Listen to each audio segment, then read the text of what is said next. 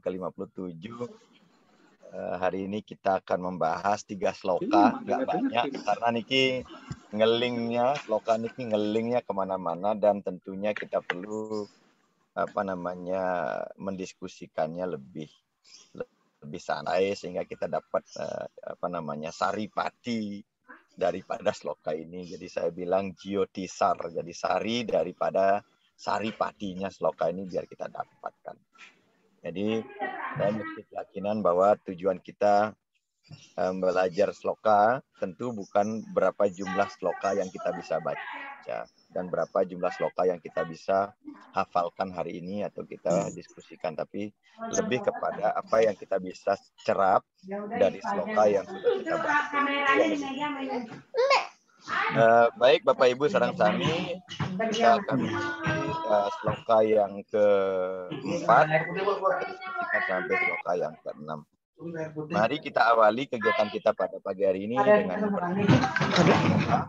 seperti biasa nasi ke hadapan Ide Sang Yang Widiwasa, semoga pembelajaran diberikan anugerah lebih. Kita awali dengan Pawitri Karanem. Om apawitra sarwa wastam gatso iwa yasmaret dari kapsa sabahya abhyantara suci Sri Wisnu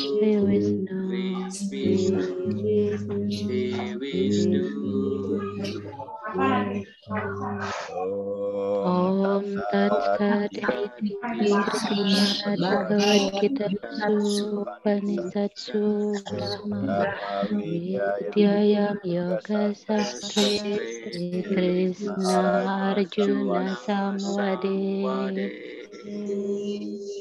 Bapak Ibu sareng sami, kita akan bahas sloka yang mau kemana tas segitu banyaknya.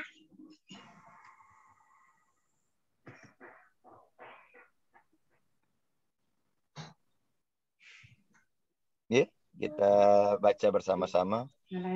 Yada hinendriyartesu. Yada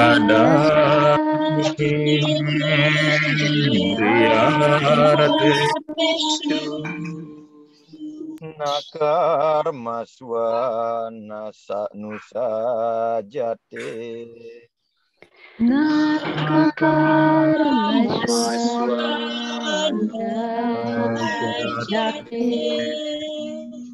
Sarwa sangkal pasanyasi.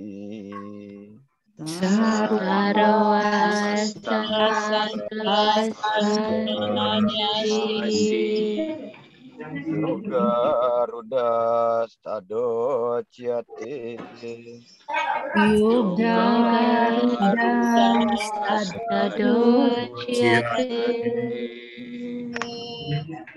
Yadahi nendriyartesu.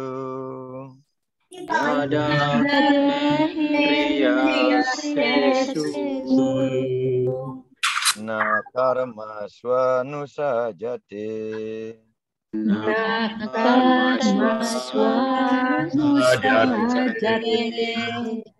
Sarwa sangkalpa sanyasi.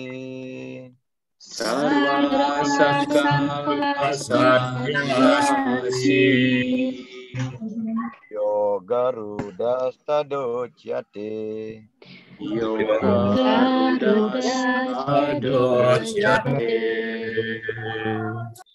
Sesungguhnya ketika seseorang yang sudah tidak terikat terhadap objek-objek atau dari pekerjaan dan memiliki kemampuan untuk melepaskan segala tujuannya, saat itu ia dikatakan telah meningkat pada jalan pengetahuan. Jadi sloka ini memberikan kita arahan bahwa ketika nanti kita dikatakan jenani, sesungguhnya adalah mereka yang sudah bisa tidak lagi mengikatkan dirinya pada objek indria atau pekerjaannya. Jadi ini tentu kelihatan sekali agak kontradiktif. Ya. Lalu bagaimana dengan pekerjaan saya saat ini? Entah sebagai kepala rumah tangga, entah sebagai ibu-ibu WHDI, entah sebagai banker, entah sebagai pekerja di Kemenkrab, ASN, dan lain sebagainya. Kalau kelihatannya kontradiktif, berarti saya belum jenani dong, karena saya masih harus melakukan tugas-tugas kewajiban saya sehari-hari. Saya masih mengikatkan diri. Apakah swadharma yang saya lakukan setiap hari itu adalah merupakan bentuk keterikatan? Nah, lalu bagaimana kalau saya tidak lakukan swadharma itu? Berarti saya melalaikan dong tugas saya. Nah, ini tentu bahan diskusi kita nanti. Jadi saat pikiran menjadi terikat pada Tuhan dalam yoga, nah kata yoga ini sudah kita bahas bahwa yoga tidak hanya orang yang melaksanakan asanas. Ya, memasak pun bisa menjadi yoga, bikin canang pun bisa menjadi yoga, bekerja di kantor pun bisa menjadi yoga. Ya, menjadi pengurus WHDI pun bisa menjadi yoga. Ya, tetapi apakah pekerjaan yang sudah kita lakukan itu kita hadirkan juga Tuhan di dalamnya? Nah, itu pertanyaan lain. Ya, kalau kita belum menghadirkan Tuhan, berarti maka pekerjaan itu ya berarti hanya sebatas kerja saja. Tetapi begitu kita bisa menyentuhkan, membawa Tuhan bersamanya, inilah yang sesungguhnya dibilang bahwa pikiran kita terikat juga pada Tuhan. Ya. Nah, secara alami pikiran akan menjadi terlepas dari duniawi. Begitu kita ingat pada saat memasak, bahwa saat saya memasak, sesungguhnya saya sedang melaksanakan yadnya. Yadnya saya sebagai seorang istri, dan hasil masakan saya akan dipersembahkan kepada Tuhan melalui ngejot atau yadnya sese. Berarti kita rem pikiran kita sudah yadnya, sudah Tuhan. Apalagi masakan ini untuk membahagiakan keluarga saya, menyehatkan anak-anak saya. Berarti kita sudah berpikir tentang kebaikan, tentang ketuhanan yang saguna. Jadi prinsip Tuhan jangan hanya dipahami Tuhan yang nirguna, tetapi Tuhan yang saguna. Karena dalam Hindu ada namanya Adwaita dan Dwaita. Tuhan yang berbentuk, Tuhan yang berwujud, dan Tuhan yang tidak berwujud. Ini harus kita pahami tentang Tuhan. Jangan berbicara Tuhan hanya Tuhan yang tidak bisa kita pikirkan, acintya. Ya. Tetapi juga ada Tuhan yang saguna, yang berada di dalam setiap entitas, di dalam setiap apa yang kita lakukan. Itu sudah kita bahas. Nah, jadi kriteria yang mudah untuk mengevaluasi keadaan batin seseorang adalah dengan memeriksa apakah ia telah bebas dari semua keinginan material. Nah, ini penting. Apa tujuan saya melakukan itu? Apakah hanya untuk material agar kita dibilang hebat memasakkan masak yang enak? Atau saya bikin banten yang cantik? Atau saya sudah mengerjakan tugas saya kemudian mendapatkan reward dari pimpinan? Atau yang lainnya, atau saya semata-mata saya akan menjadikan ini sebagai yadnya, sebagai pelayanan, sebagai bakti, sebagai dharma saya kepada agama dan kepada negara. Itu juga persoalan yang akan membedakan apakah kita terikat atau tidak terikat. Nah, seseorang akan dianggap terlepas dari dunia ketika dia tidak lagi mendambakan pujian-pujian yang sifatnya material itu. Ya. Di dalam di dalam Yoga Sutra Patanjali ada petikan sloka yang indah, Cita Werti Niroda, yang artinya pengendalian gerak pikir. Jadi pengendalian gerak pikir. Kita memegang peranan penting di dalam melaksanakan yoga, karena ia sebagai rajanya indria, dan itu sudah kita tahu semua bahwa yang menjadi raja daripada segala indria adalah pikiran kita. Pikiran kita lah yang menentukan apa kualitas karma dan karya yang kita lakukan. Apakah dia mengikat kita atau justru melepaskan kita. Nah, dalam pelaksanaan yoga, seseorang akan mengalami 5 perubahan bentuk pikiran. Nah, ini harus disadari ya. Ini dialami oleh setiap orang, termasuk saya, tak terkecuali. Yang pertama namanya pramana, yaitu pengamatan yang benar. Nah, pikiran kita akan menganalisa, akan mengamati. Benar nggak ini? Salah nggak ini? Berarti itu pramana. Kemudian ada namanya wiparyaya, yaitu pengamatan yang salah. Kita juga bisa memberikan interpretasi yang salah, persepsi yang salah terhadap apa yang kita lihat, apa yang kita lakukan. Dan itu kewajaran kita sebagai manusia. Jadi nobody perfect. Jadi tidak ada manusia yang selalu bisa melihat kebenaran. Ya, Marbedik kan ya bisa saja kita melihat kesalahan orang itu. Ya, sudah dibikinkan pisau, ada gambarnya, nggak diambil pula, tiba-tiba punya pikiran negatif, ntar saya miliki aja pisau ini. Gitu. Jadi kadang-kadang pikiran kita salah. Ya. Kemudian wikalpa, yaitu pengamatan yang ada hanya dalam kata-kata, ya cukup dalam kata-kata saja, tapi tidak dalam pikiran, istilahnya asbun, asal ngomong, asal jeplak gitu, tapi tidak dimasukkan ke dalam hati. Ya, itu namanya wikalpa. Kemudian ada nyaman nidra. Pengamatan dalam tidur atau mimpi. Ya sering sekali kita kemudian mendapatkan insight, mendapatkan clue, mendapatkan ya petunjuk justru melalui mimpi gitu. Ya, banyak orang-orang yang ini mendapatkan petunjuknya justru lewat mimpi. Bukade gitu misalnya, kalau mimpi besok dapat wahyu gitu ya. Itu ada mimpinya. Ya. Kemudian semerti, yaitu pengamatan terhadap apa yang diingat dari suatu yang dialami. Begitu kita melakukan sesuatu, ya misalnya melalui diskusi hari ini ya kita mendapatkan pengalaman sesuatu, kemudian kita ingat, oh Ibi anu Pak Gusti Putu Laksana share ini loh di grup, saya jadi ingat. Nah itu namanya semerti. Jadi kita pikiran kita terikat terhadap apa yang kita ingat dari kejadian yang kita alami. Nah ini perubahan-perubahan yang ada dalam pikiran kita yang kemudian juga akan memberikan kondisi sebenarnya pikiran kita terikat atau tidak. Nah, dari perubahan bentuk pikiran inilah sang jiwa memandang dirinya lahir, mati, tidur, salah, benar, dan sebagainya. Ini yang menyebabkan kita memiliki fluktuatif ya dalam kehidupan kita, dinamika dalam hidup kita. Kadang baik, kadang luwung, kadang halus, kadang kasar, kadang ngambek, macam-macam lah pokoknya ya. Kadang melan, ya, kadang bangras, bedik gitu. Ini yang menyebabkan. Jadi gerak pikiran kita pada saat kita melakukan sesuatu.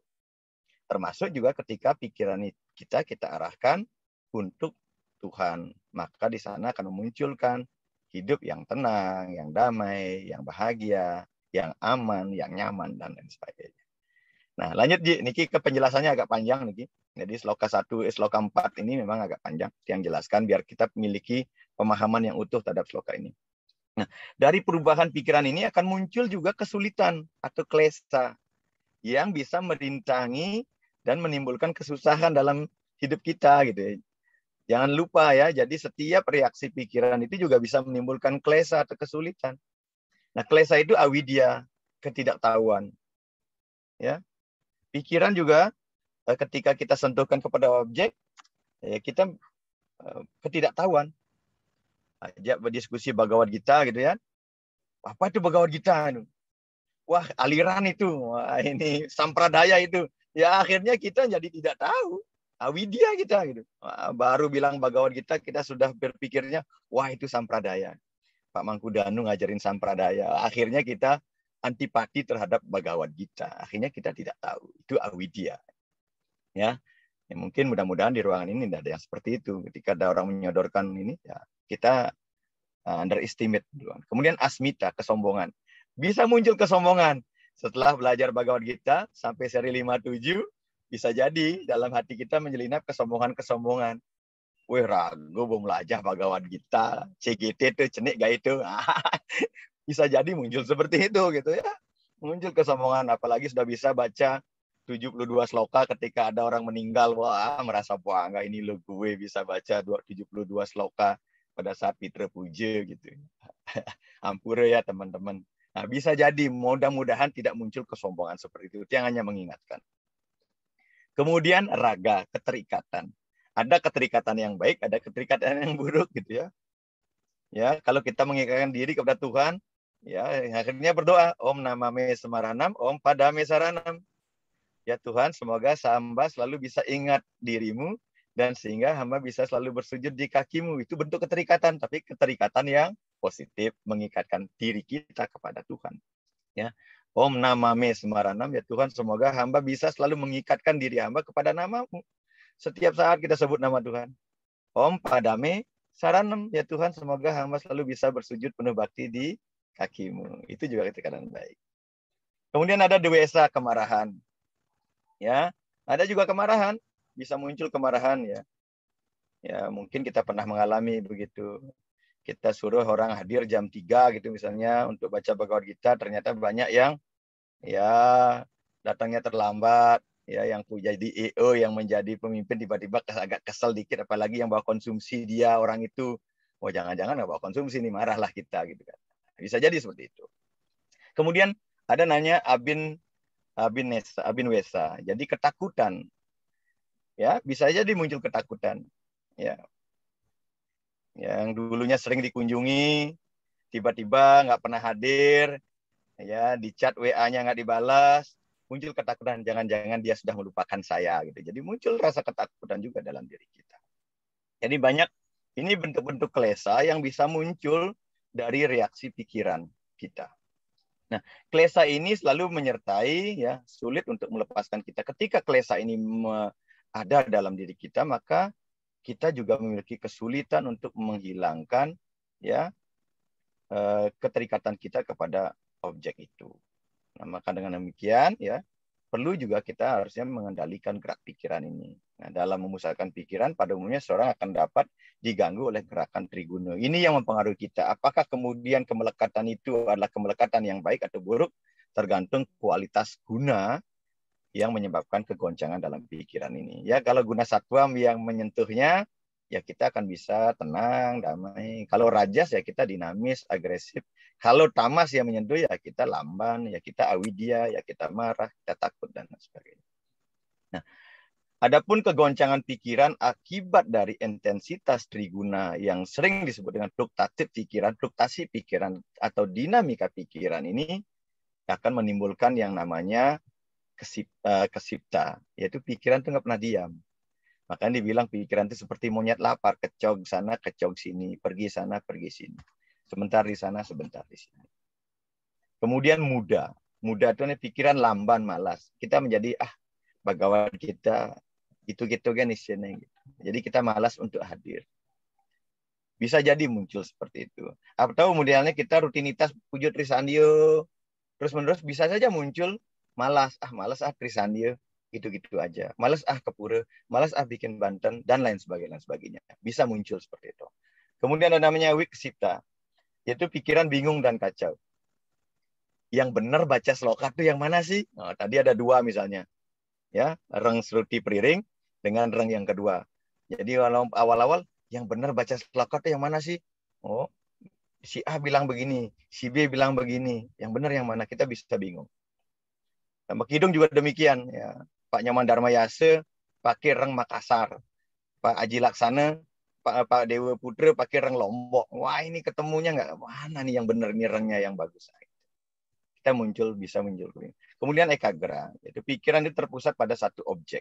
Bisa juga kemudian kita menjadi fokus terhadap sesuatu yang kita ingin dalami. Ya, itu juga dari gerak pikiran. Kemudian ada namanya niruda. Pikiran itu tenang dan terkendali. Nah, ini perubahan-perubahan yang akan terjadi di dalam pikiran kita yang setiap saat harus kita kenali.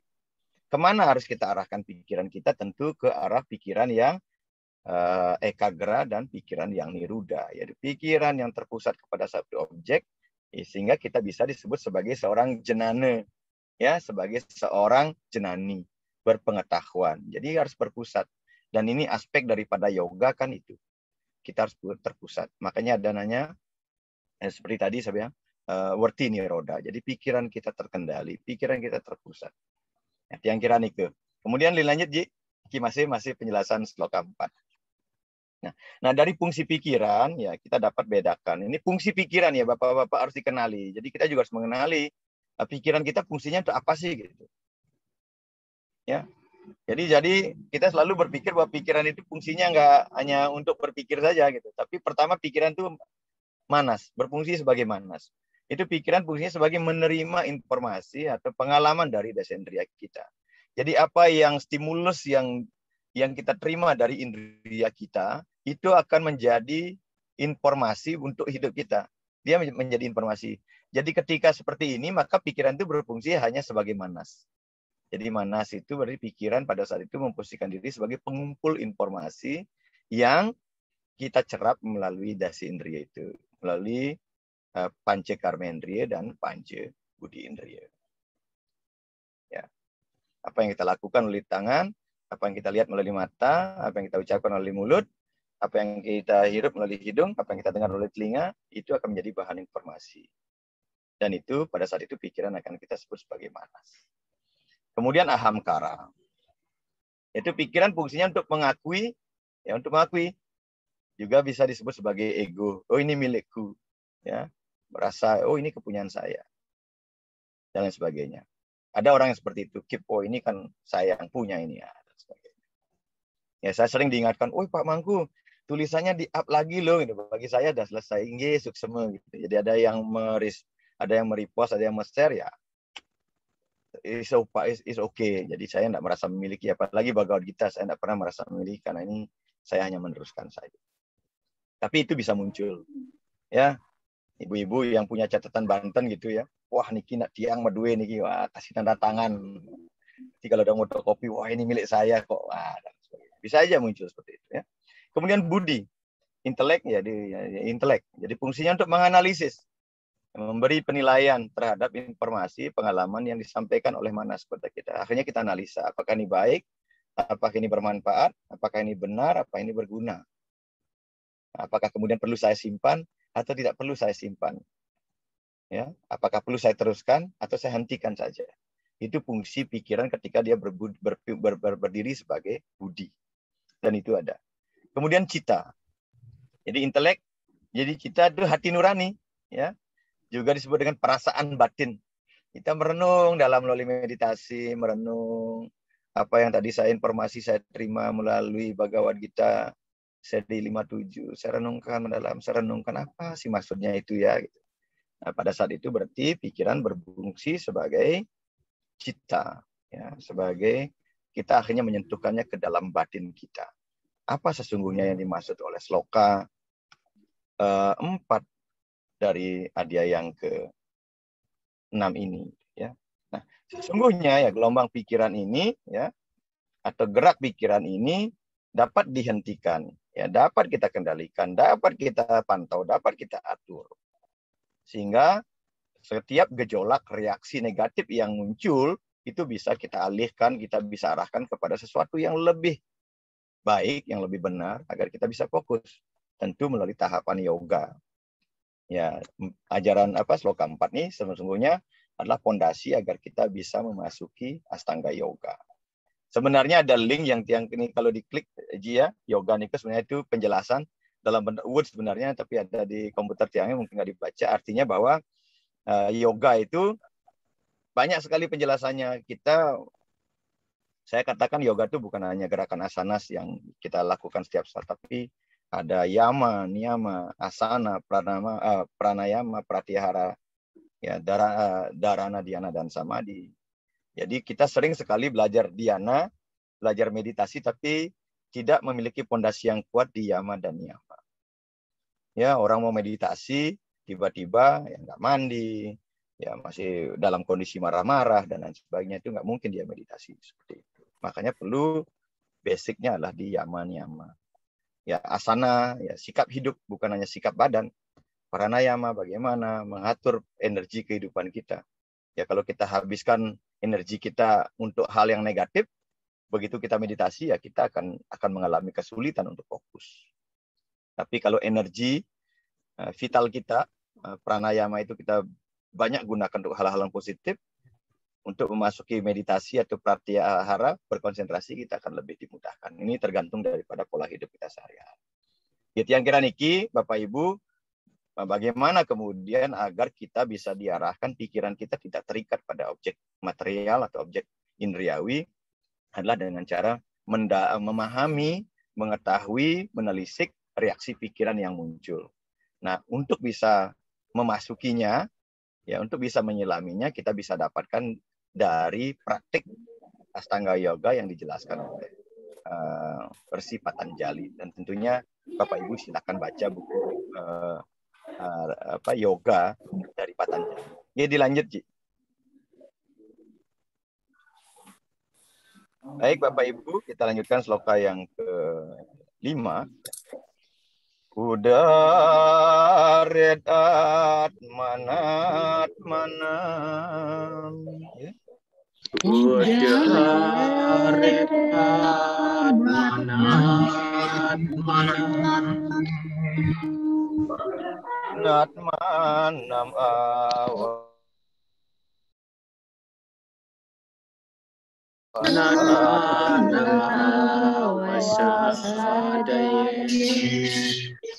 Patmayuwa Yatmanu Abandu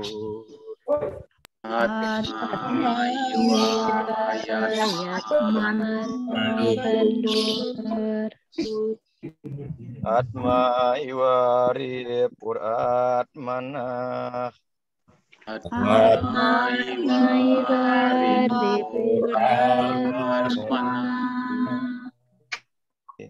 Udaret Atmana Atmana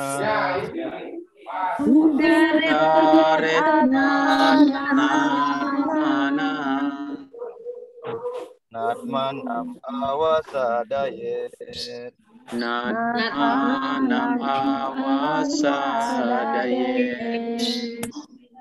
Atmaiwa Yatmano Bandur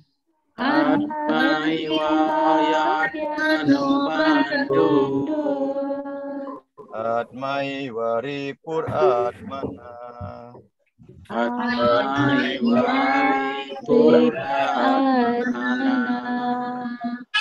Ya, ini lagi. Nah, ini sudah lagi menyatakan ingin menegaskan kembali. Ya, harus mengangkat dirinya sendiri oleh dirinya sendiri pula. Ya, seharusnya tidak menghinakan dirinya sendiri karena dirinya sendiri adalah kerabat dari dirinya dan hanya dirinya sendiri adalah musuh bagi dirinya. Jadi apapun yang terjadi pada diri kita, ya ini untuk menegaskan lagi pada konsep karma pale. Kita ingin menjadi apa?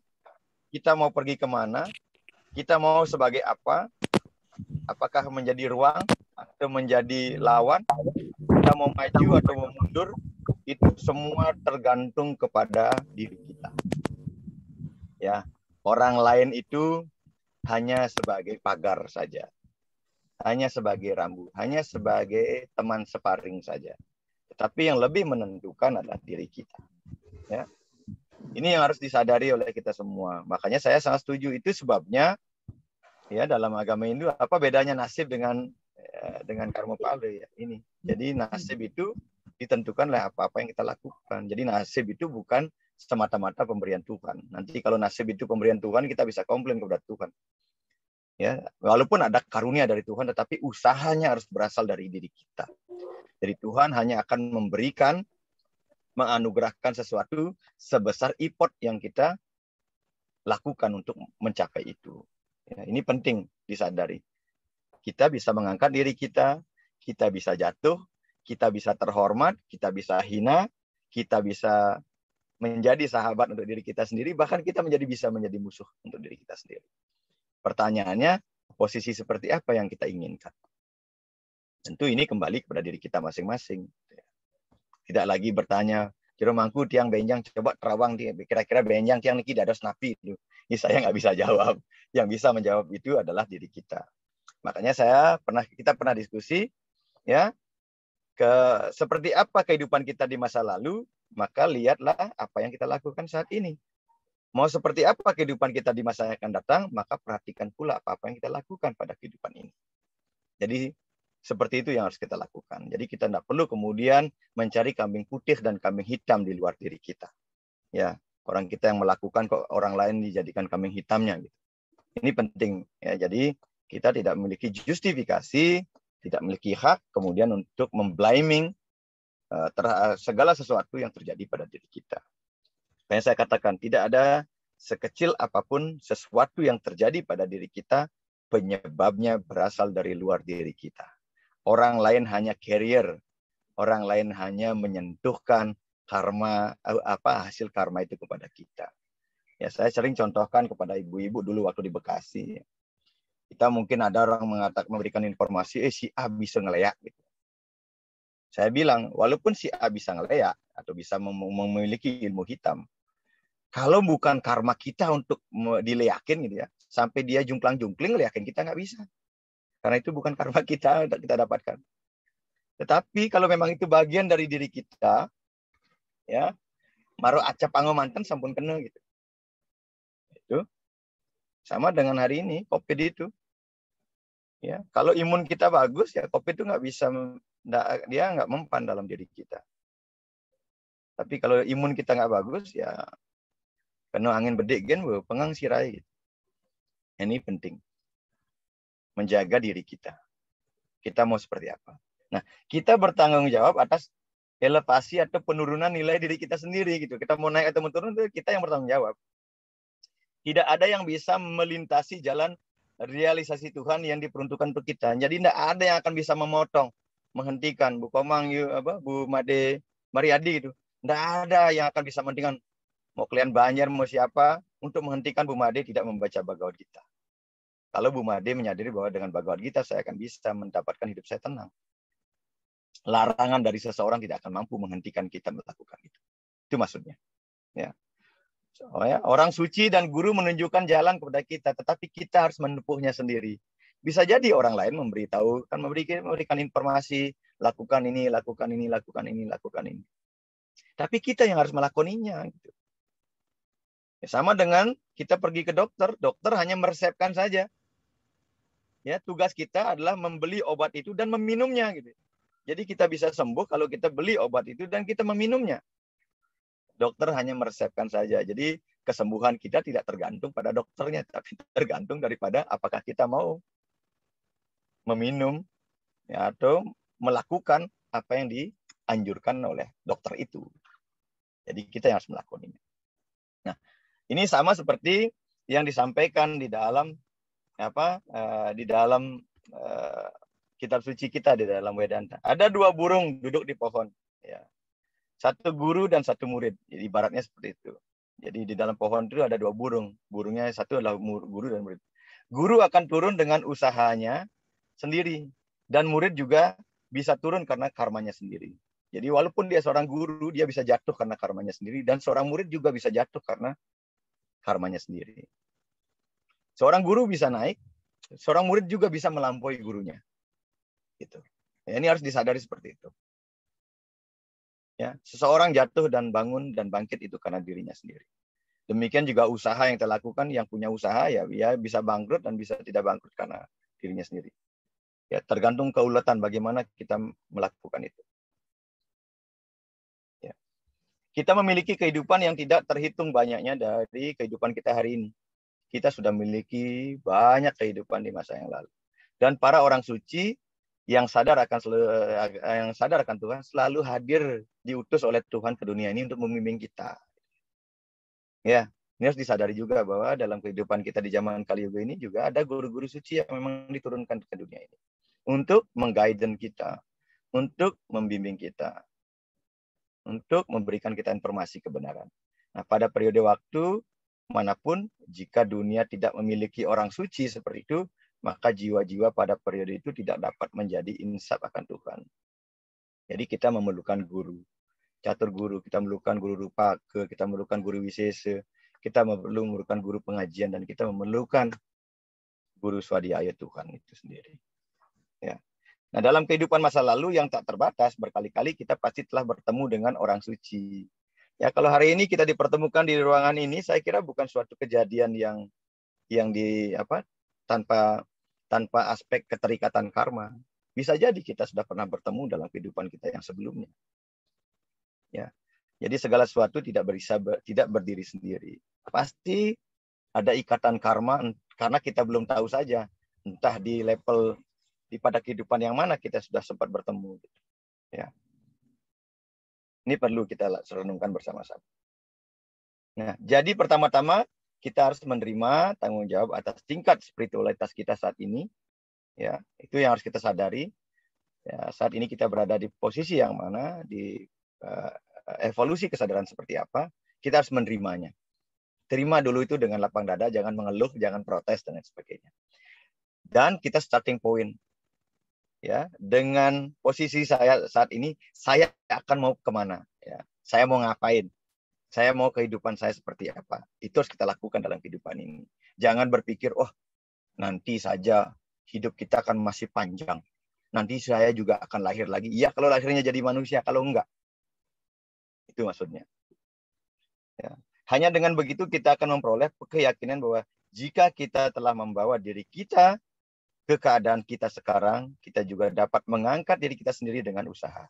Itu maksudnya. Mari kita syukuri keberadaan kita saat ini yang masih sehat, masih ganteng, masih cantik, ya, masih diberikan kesehatan lahir batara, kita gunakan sebaik-baiknya, ya. Kita masih diberikan kesempatan untuk bisa memuja beliau, kita gunakan sebaik-baiknya untuk bisa mengangkat diri kita sampai setinggi-tingginya agar bisa amoring acintia, bersatu kembali kepada Tuhan. Jadi amoring acintia itu jangan hanya disentuhkan kepada mereka yang mati, kita yang hidup pun perlu berdoa amoring acintia, gitu. Semoga kembali kepada Tuhan.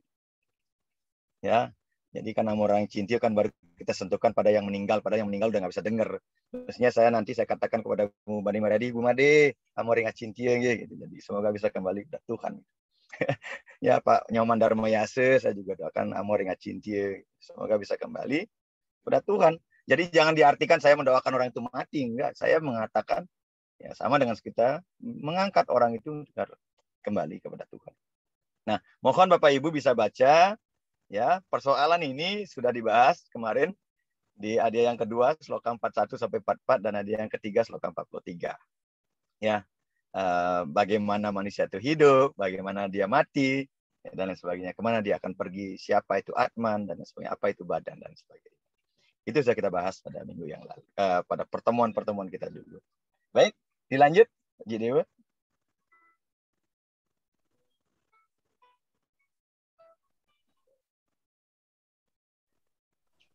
sloka yang ke-6. Bandur Atma Nasta, Bandur Atma Atmanastasya. Bandur Atma Atmanastasya. Yena Atma Iwatmana Jita. Yena Atma Iwatmana Jita. Anatmanastu satrutve. Anatmanastu satrutve. Varte tatmai wasatruvat. Varte tatmai wasatruvat. Bandur Atma Atmanastasya.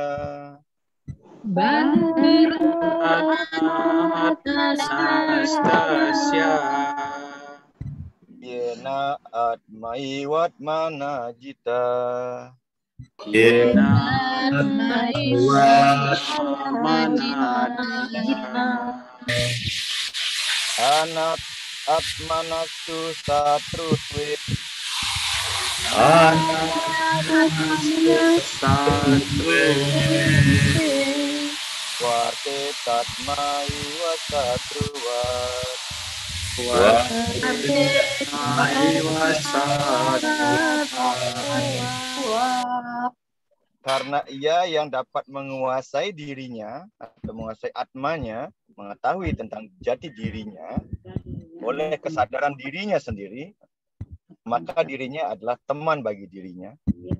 Akan tetapi bagi ia yang tanpa kesadaran diri atau ana atma, maka dirinya pula akan berlaku sebagai musuh bagi dirinya sendiri. Jadi sloka yang ke-6 ini mengajak kita untuk memahami tidak saja bahwa diri kita hanya tubuh ini, tetapi yang lebih tinggi adalah menyadari bahwa diri kita adalah Atma. Dalam diri kita ada percikan murni Tuhan. Dalam diri kita ini yang harus juga kita sadari, ya, bahwa Sang Yang Atma yang dalam diri kita, kalau kita sudah memiliki kesadaran tentang Sang Yang Atma dalam diri kita, kita akan bisa mengangkat diri kita pada sampai level-level evolusi kesadaran yang tertinggi. Dan kalau kita tidak menyadari ini, kita juga bisa jatuh. Akhirnya kita tidak menghargai hidup kita. Akhirnya kita menyia-nyiakan hidup kita. akhirnya kita tidak akan maju dan kita akan terus berputar utpati stiti pralina terus seperti itu. Ya, terbelenggu pada hukum punarbau. Tentu padahal tujuan kita yang utama adalah moksartam jagadita. Jadi kalau kita tidak menyadari itu, kita akan berputar di dalam alam samsara, alam punarbau. Nah, filsafat Weda ya memberikan penekanan besar pada percabangan pikiran. Ya.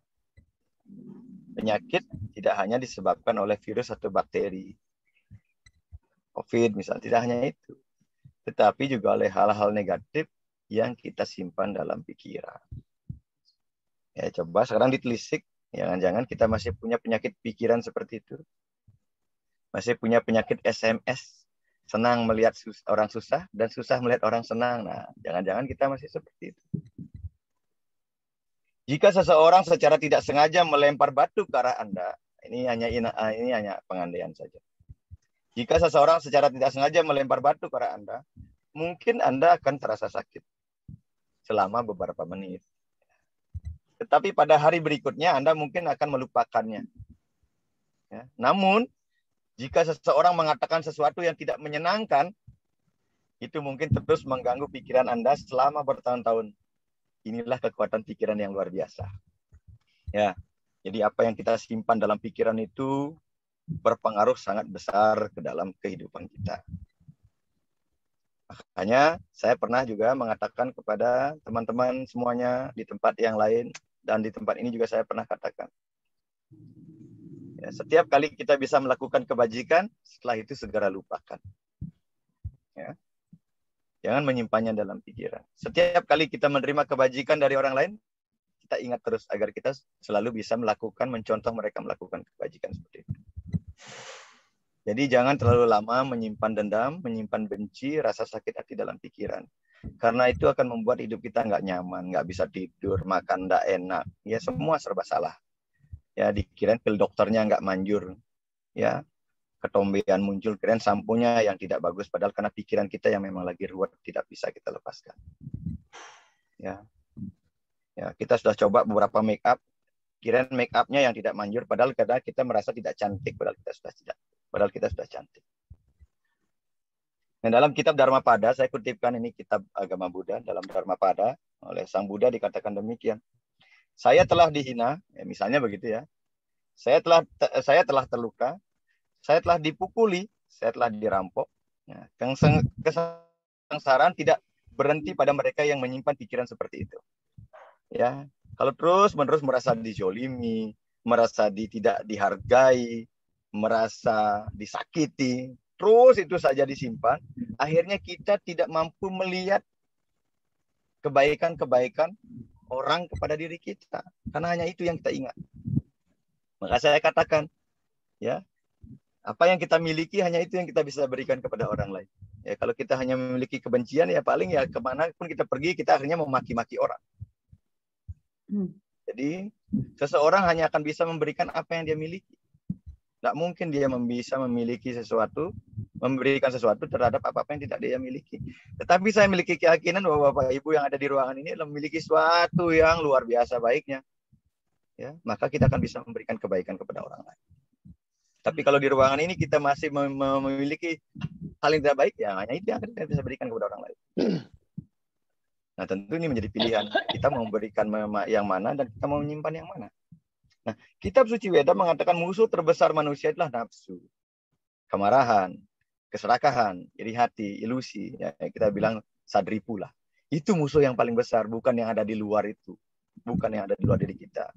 Makanya Kakawin itu mengatakan ya musuh itu hitan madoh ring awak tungguan ini. Mungkin pada zaman Ramayana musuh itu ada di seberang lautan antara Rama dengan Rahwana, antara India dengan Sri Lanka. Pada zaman Mahabharata musuh semakin dekat, kerabat, Kaurawa dan Pandawa. Ya. Saat ini di zaman Kali Yuga musuh itu tidak lagi di luar diri kita, tapi ada di dalam diri kita. Ini harus kita renungkan. Jadi musuh tidak ada lagi di luar diri kita, tapi saat itu musuh ada dalam diri kita dan hanya diri kita yang bisa mengeliminasinya, bukan orang lain. Bukan tetangga, bukan kerabat, bukan saudara, apalagi orang yang di luar negeri. Nggak mungkin. hanya diri kita yang bisa menyembuhkan diri kita terhadap penyakit yang kita derita saat ini. Kebencian, nah ini bilang kebencian itu seperti meminum racun dan berharap orang lain mati. Nah ini hati-hati ya, kita benci kepada seseorang, nah, kita berharap orang lain yang mati. Ya, sampai kita sering berdoa. Ini saya pernah menulis. Ada orang yang sudah beragama, ya, mengaku dirinya beragama, tapi berdoa kepada Tuhan. Ratu bertaruh matakan pun apa yang gak gelis mati. Bayangin, Tuhan disuruh untuk mencelakakan orang, itu kan bayangin doanya sampai begitu. Ada juga orang yang berdoa seperti itu. Mohon ya Tuhan, mohon turunkan azab pada orang itu. Wah, jadi Tuhan diminta disuruh untuk memberikan azab kepada orang lain. Tuhan diminta untuk menyakiti orang lain. Wah ini, tapi dia mengatakan dirinya beragama. Ini jangan. Saya berharap, saya berharap di ruangan ini tidak ada. Ya, kita tidak ada yang seperti itu ya. Nunas kan betareng, bakte pejati kepura nunas sice, ratu betareng madakang pangku made sudire, pangkene pangketu. Nah itu jangan. Jangan sampai nanti kita habis karma kita bakar pertapan ribuan tahun yang kita peting-peting gitu ya. Kita kumpulkan sedikit demi sedikit akan terbakar seketika pada saat kita melakukan hal yang seperti itu. Itu yang namanya agnide. Jadi membakar ya, mengobarkan kebencian untuk orang lain, dan itu akan membakar diri kita sendiri. Ya Bapak Ibu sareng sami, saya kira itu bahan diskusi kita hari ini. Masih nggak Ji? Kayaknya sudah nggak ada.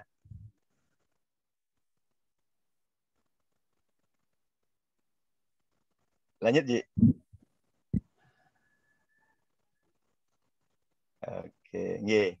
Bapak Ibu sareng sami, demikian bahan diskusi kita hari ini. Harapannya ya kita kembali ke doa ini. Om Asatu Masad Gamaya, Tamasu Majatir Gamaya, Mertior Ma'amritam Gamaya. Dari asat, dari ketidaktahuan menjadi tahu, ya, dari gelap menuju terang, dan dari kematian menuju kehidupan yang abadi. Itu harapan kita. Mudah-mudahan 3 sloka niki memberikan kita stimulus agar kita bisa menata kehidupan kita lebih baik. Oke, Dures semetan sareng sami yang kembalikan. Wenten pengelisir niki sampun ngerauhin. Dures duenang. Kembalikan kepada Haji Dewa. Sukses. Oke, Susma Pamangku, penjelasannya. Terima kasih Bapak Ibu yang sudah hadir hari ini. Ada 49 orang yang sudah hadir. Terima kasih. Silakan Bapak Ibu yang ingin bertanya atau ingin melakukan diskusi, waktu dan tempat saya persilakan. Terima kasih.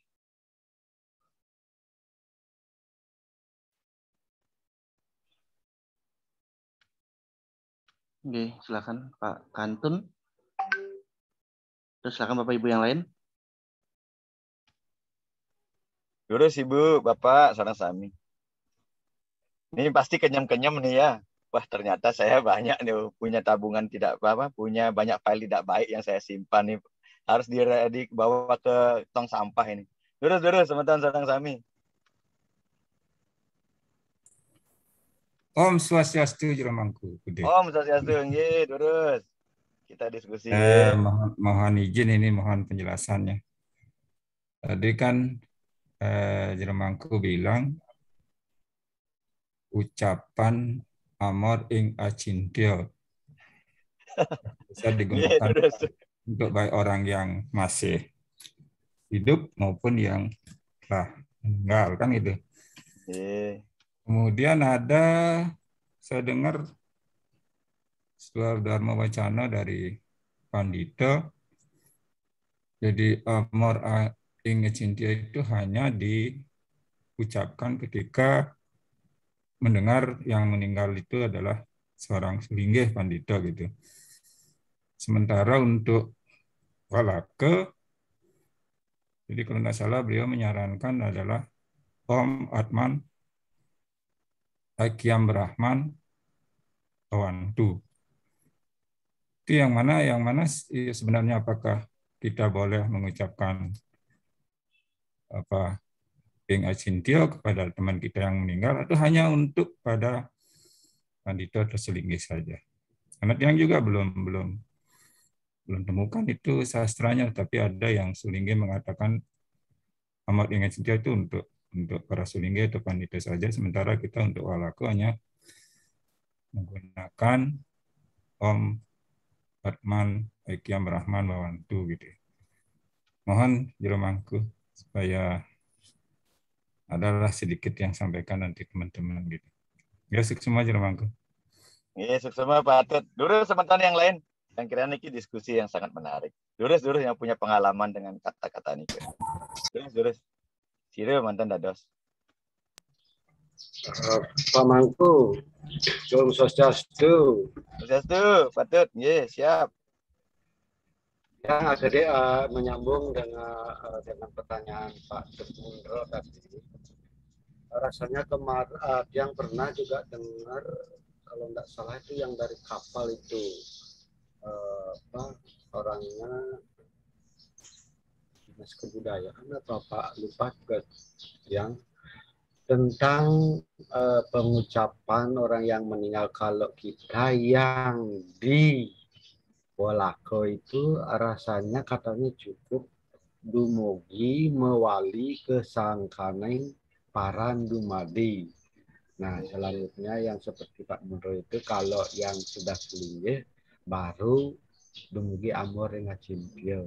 Menawi wonten anunya nika napi wastana yang yang wajib kita sampaikan kepada orang yang walake sulingge.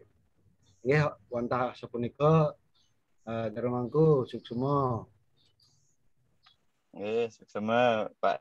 Durus semeton niki wonten pengisian ada Pak Man Mudane. Siapa lagi nih ada Pak Nyaman Dharma Yase, ada Pak Made Semadi. Wah, niki pengisi di tiangnya durus. Niki nak diskusi becek niki. Durus. Swastiastu jero mangku. Swastiastu Pak Made. Nggih, durus. Izin urun rembung Banten niki. Nggih. Dengan niki dari pendapat nak blog ini. Tiang hanya secara logika aja nggih. Kalau misalkan kita menemui sesuatu kan itu stimulus pikiran ya. Apapun yang kita hadapi kan apa yang ingin kita ucapkan mau kemana arah kita, misalkan amor ring acintya gitu kan kita inginkan bahwa sang Atma itu menyatu dengan Tuhan, menyatu dengan ini. Jadi apa yang kita ingin ucapkan gitu ya, apa yang ingin kita ucapkan tergantung dari kemana tujuan kita, misalkan sang Atman itu mencapai gitu ya. Kalau misalkan kan kita bebas saja sebenarnya mengucapkan, misalkan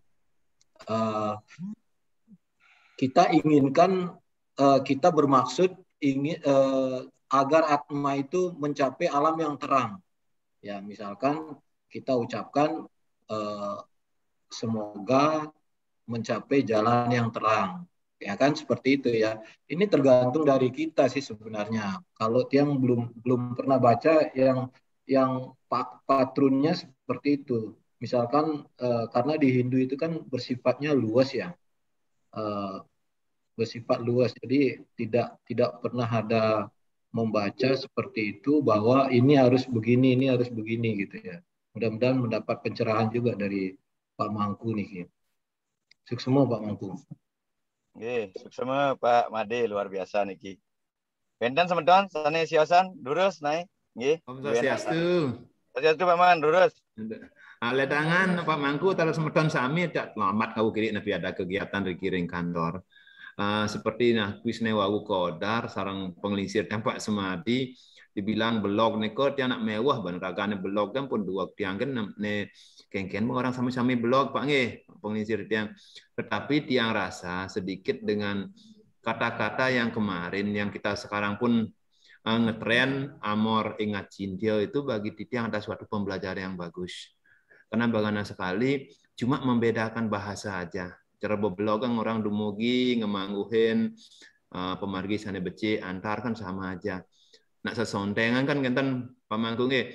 Serta sisi ada pembelajaran bagi kita selaku umat menyebut nama-nama yang terbaik Seperti Pak Mangku bilang, kita satu belajar bahasa Sanskerta, belajar bahasa Kawi, belajar bahasa Bali. Kan itu suatu penyampaian aja. Seperti Pak Pengelisir bilang, Pak Semadi, yang jelas sekali kita diajar untuk bisa bagaimana mengenal ide yang widiwasa, bagaimana kita mendoakan semeton kita untuk bisa mencapai yang terbaik. Kan kita harap mudah-mudahan nih ke Pak Mangku, dan sebentar pun yang juga minta arahan bagi teman-teman, pemikiran-pemikiran bagus untuk kita lebih lagi bagaimana kita punya persepsi yang baik untuk umat kita. Bagaimana seperti Pak Mangku bilang, bagaimana kita belajar saat hidup inilah kita belajar untuk mati. Kan Pak Mangku yang sering kita belajar, bagian di hidup belajar mati, bimani mati, saya sangge meragatan Pak Mangku. Mungkin semeton sarung sami rahayu menikah dan Pak Mangku, walah kalian yang sukses semua. Oke, sukses semua Pak Nyoman sudah menambahkan. Oke, Bapak Ibu sarang sami, yang kira pemahaman tadi ya, tidak ada yang salah, ya semuanya benar. Ya. Jadi memang sempat muncul itu ya, sempat viral juga istilah itu ya, mendoakan orang meninggal. Jadi kalau yang walake cukup dumugi presiden nyujok sunia loke. Kalau untuk sulinggih baru amor ngacinti. Ya, ini hampir sama dengan kejadian pada saat nih yang cerita flashback dulu ketika jero mangku itu tidak seperti sekarang. Dulu juga ada bahwa pemangku tidak boleh menggunakan mantram yang berbahasa Sanskerta. Cukup nyonteng saja. Tidak boleh menggunakan gente, karena gente itu kewenangan Sulinggih. Ya, tetapi kemudian itu kan berkembang. Ya. Setelah diterjemahkan ya hampir sama. Gitu. Jadi saya kira Niko memang diberlakukan Ampura ya saya, karena itu sebenarnya informasi itu setelah saya telusuri begitu ya, dari mana sumber berita itu, ternyata memang itu diperuntukkan untuk tanda petik ya Ampura klan tertentu gitu ya, untuk di klannya mereka gitu. Jadi kalau di klannya mereka ada yang meninggal, kalau itu Sulinggih ya begini. Tapi sayang kemudian ya berita itu bocor kemana-mana dan belas seolah-olah itu menjadi sebuah kebenaran. Seperti itu. Jadi kata amor ngacintio ini kan tidak ada dalam konteks teks ya. Nanti ditanya di sloka berapa itu adanya amor ngacintio itu. Sama seperti kita bilang ya Om Swastiastu. Di Weda mana ada bilang Om Swastiastu, karena itu sesuatu yang terpisah. Swasti, Astu, Swastiastu dan jadi itu kata jadian yang kemudian dibangun oleh para kawia kita untuk mendoakan ya agar orang itu kembali kepada Tuhan. Ya kalau diterjemahkan dumugi presiden mesikian sarang itu sang yang dewasa. Semoga bisa bersatu dengan Tuhan bahasa Indonesia. Ya, saya kira tidak ada masalah mau menggunakan bahasa yang mana. Tetapi saya setuju dengan Pak Made tadi. Apa yang menjadi motif kita mengucapkan kata itu yang menjadi lebih penting. Itu loh.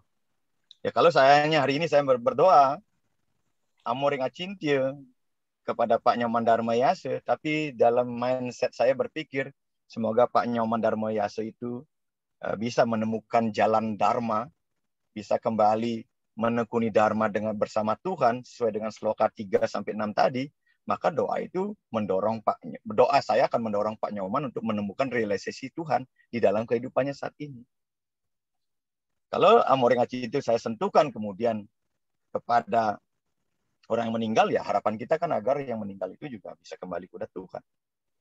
Pun kalau saya ya Tuhan, saya berdoa semoga Pak Nyoman Darmayase bisa bersatu dengan Tuhan. Semasa beliau hidup, apakah itu salah? Enggak.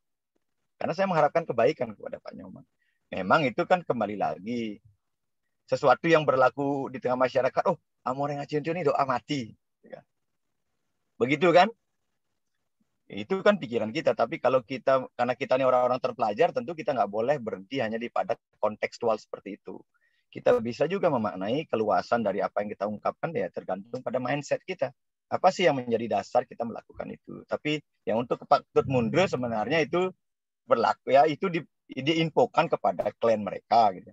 Tapi secara umum yang kira nggak ada masalah, nggak ada pembatasan kepada walake doa ini pada ya. Saya pernah dialog lama kalau hal-hal yang krusial seperti ini. Ya dulu saya waktu ngapain gitu ya. Jadi ada balai peyanyan di tingkat-tingkat begitu. Oh ini untuk klien ini Ini untuk klan ini, klan ini. Saya bertanya, apakah mantra untuk yang ini tuh sama? Oh, ternyata sama. Kenapa nggak dibuat sedajar? Setara saja. Yang luanan tebenan itu karena kedudukannya. Apakah dia sulingge, apakah dia pemangku, ya di luanan. Bukan lebih di atas, dan sebagainya. Ini pemaknaan ya. Ini pemahaman kita yang perlu kita koreksi bersama-sama. Saya kira nggak ada masalah. Apakah kita mengucapkan amoring acintia untuk kepada walake? Ya, saya kira nggak ada persoalan. Itu hanya model bahasa saja. Ya, dimogi Presiden Yujur Suniloke, kalau diterjemahkan ke Sanskrit ya sama amoring acintia. Semoga bisa bersatu kepada Tuhan ya sama amoring acintia. Jadi nggak ada masalah. Sama dengan dulu, pemangku harus pakai sesontengan. Gitu. Saya bingung juga itu bagaimana dengan pemangku-pemangku yang ada di luar Bali. Nggak bisa dia gunakan sesontengan itu. Akhirnya Parisade ya melalui Sabu Pandita ya, melalui ahli-ahli di sana, sulingge-sulingge yang ahli, merumuskan bahwa pemangku juga boleh menggunakan mantram yang berbahasa Sanskerta, boleh menggunakan gente dan lain sebagainya, sehingga mantram universal itu bisa digunakan oleh semua pemangku, tidak hanya semeton dari Bali saja, juga bisa diakses oleh semeton dari Jawa, dari Karo dan sebagainya seperti ini. Yang kira nih ya pemahaman kita terhadap sebuah istilah gitu ya. Saya lebih setuju dengan apa yang disampaikan oleh Pak Made, bahwa mari kita sentuhkan ya niat itu di dalam pikiran kita dan dalam hati kita, mengucapkan sesuatu itu mereka untuk apa.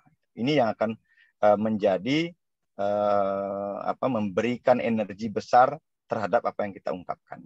Yang kira nih yang tidak boleh, yang nggak akan menyalahkan kalau mereka di klan mereka dia berlakukan seperti itu, silakan. Ya, tetapi kita kemudian tidak juga kita tidak perlu merasa bersalah ketika nanti ada orang meninggal, mau dia walake, mau dia anak kecil, mau siapapun. Ketika kita mengucapkan amoring acinti atau dumogi poleh genasane becik dan lain sebagainya, itu kan hanya pilihan-pilihan kata saja dari kita yang untuk menunjukkan bahwa kita hadir, ya kita berasa bersama-sama hadir pada apa yang mereka saudara kita sedang rasakan. Itu sebenarnya yang harus kita main. Yang kira nih nggih, lurus semeton yang lain. Yang kedek minap jero mangku. Haris Pak nyaman. Haris. Nggih, jero mangku.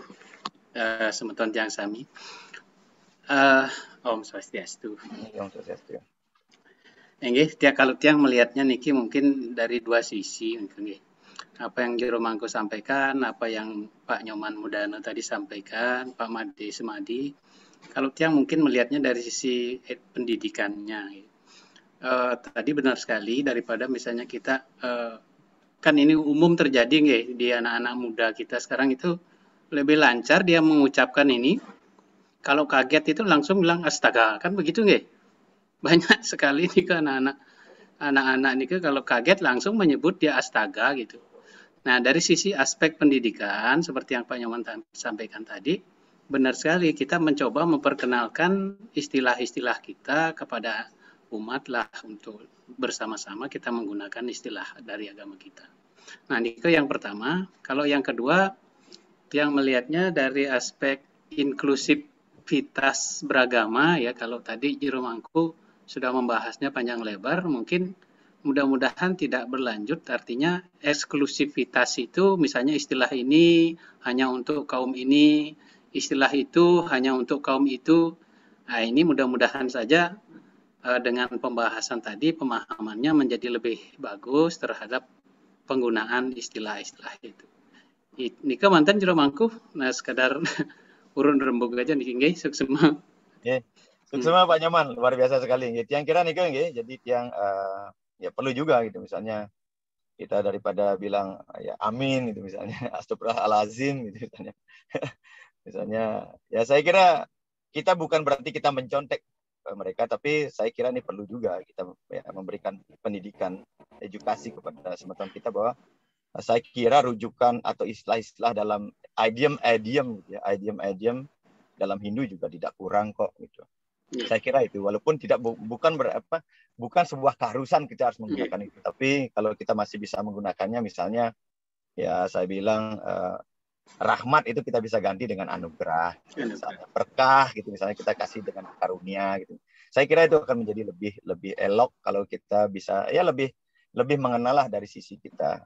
Saya kira nih nggih. Ini dulu semeton yang lain.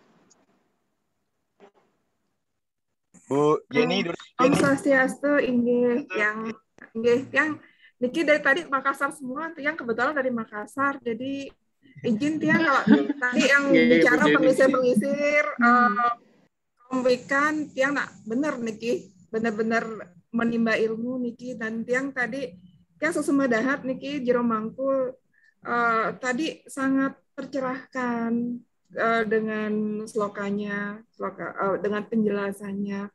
Kemudian saya sangat terima kasih dari tadi itu ada mengenai diajarkan bagaimana kekuatan pikiran bisa mengarahkan kita gitu. Niki Tiang kalau yang lainnya men-sharing ilmu, kalau Tiang Niki mau curhat Niki Jero Mangku nggih dadas nggih Jero Mangku, dan Tiang mohon bimbingan juga Niki arahkan dari spontan samia Niki. Ada 43 orang yang akan menanggapi Bu. Niki karena tadi itu Tiang nak meklepak Niki dengan bahasa Jero Mangku. Tadi Tiang agak terlambat datang ya, tadi Tiang pas ada rapat masuk. Kemudian Niki kebetulan kondisinya sama dengan kasus yang saya alami, kasus anak Niki. Anak Tiang beberapa waktu ternyata dia sudah berapa lama Niki izin nggih lebih cenderung dia ke gereja larinya, gitu. Ampura Niki nggih, larinya ke gereja. Namun, apa yang dia sampaikan pada saat dia dialog dengan saya, itu sebenarnya semua banyak yang ajaran-ajaran dari Bhagavad Gita. Namun dia dia selalu menganggap apa yang di Hindu atau yang orang Bali, ampura Niki, nggak sebentar sampean Niki, ini pandangan anak mungkin karena kesalahan Tiang. Dia cuma nyampaikan aja.